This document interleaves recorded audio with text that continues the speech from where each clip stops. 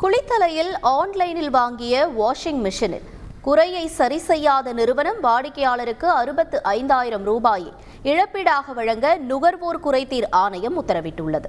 குளித்தலையைச் சேர்ந்த தாமஸ் பிளிப்கார்ட்டில் வாங்கிய washing machine வீட்டிற்கு வந்தபோது சேதமடைந்திருக்கிறது.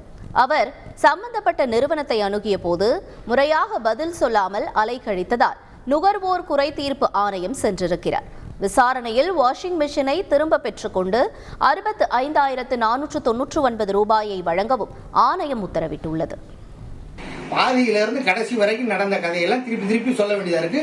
ஒவ்வொரு டைமும் ஒருத்தரே ஃபாலோ பண்ணல, மாறி மாறி மாறி மாறி மாறி அந்த பிளிப்கார்ட்ல இருக்கிறவங்க எல்லாமே மாறி மாறி மாறி மாறி பேசிட்டு இருக்காங்க.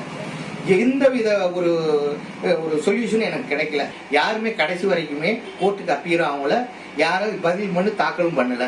அதனால இப்ப நீதிபதி ஐயா அவர்கள் எனக்கு சாதகமா இந்த மாதிரி போன 8ஆம் தேதி அன்னைக்கு இவங்களுக்கு மிஷினுக்கு உண்டான தொகையையும் மன உளைச்சலுக்காக 30,000 ரூபாயையும் பிளஸ் வழக்கு செலவுக்காக 5,000 ரூபாயும் தரணும்னு சொல்லிட்டு இதை 3 மாசத்துக்குள்ள கொடுத்தவங்க அப்படின்னு சொல்லிட்டு தீர்ப்பு வழங்கியிருக்காங்க.